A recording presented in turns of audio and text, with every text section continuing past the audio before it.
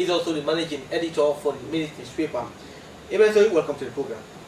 Yes, good morning to all viewers and listeners. Good morning, my brother. Thank you for having me. It's a pleasure having you. Solomon Sundu. Solomon Sundu is the founder and executive director for Bianchi Foundation. He's on the program this morning. Solomon, welcome to the program. Good morning. It's a pleasure having you on the program. Thank you. So this program, normally the modus operandi is we bring newspapers, we look at the headlines, of course, we display it on television, and you make your pick. But today, I have decided to embark on radical departure because of how important this issue is. That is, Parliament has just ratified the 2024 budget. It is a 137-page budget. It is themed as restoring macroeconomic stability while protecting the poor and vulnerable. I know you've gone through the 137 page. Talk us through the key highlights. What really stood out for you?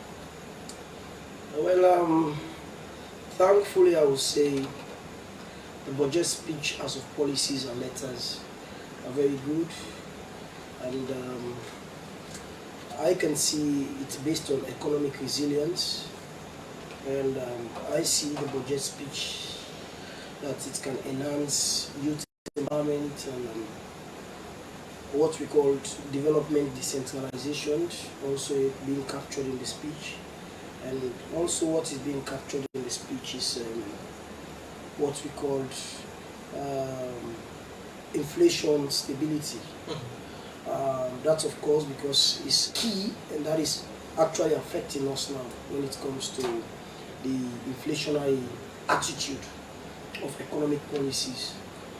However, we have seen also priorities on agriculture, which is very good because at latter parts we saw excessive priorities on education, but I think the government has seen that to some extent they have achieved the objectives as far as the educational system is concerned.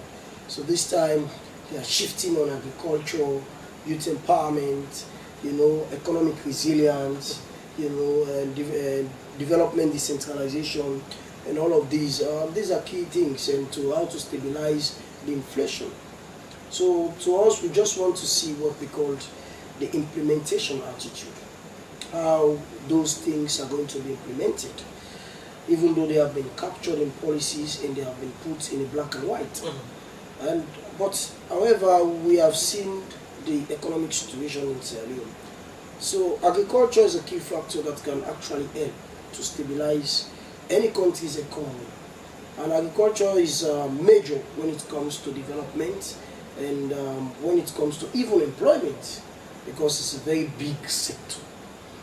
And we also see where we talk about economic resilience. Of course, that is another pointer as to how you can tackle the economic situation in this country, where you can never give up. You say it has to be perseverance, But again, we yet to see, because implementing it has to do with a lot of things.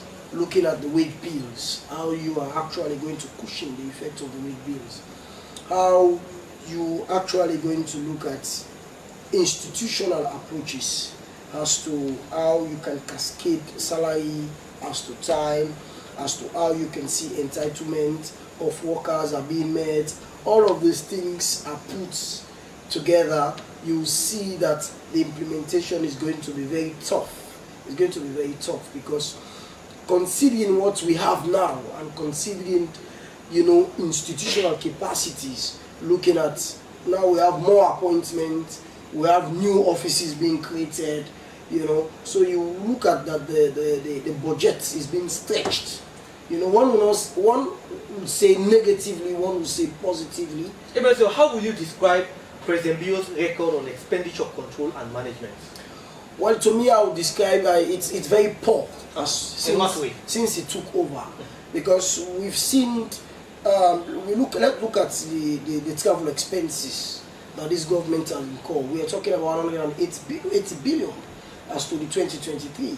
So look at all of these things and look at how it can happen. Let's look at duplicity of offices.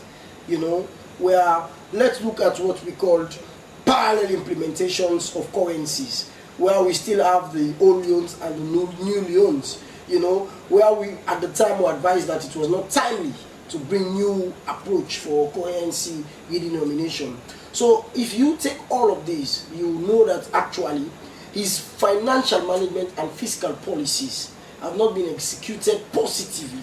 In other words, to me, I would say it's very poor on the part of the government for financial management. Because, my brother, let's assume what we have now. And let us look at, you have the Ministry of Environment and you have Environmental Protection Agency. These are duplicity. So you are paying two salaries for two. You are paying two salaries for two. Then you have the social welfare, and then you have the gender and children again. All these things, when you subsume them into one, these are one concept.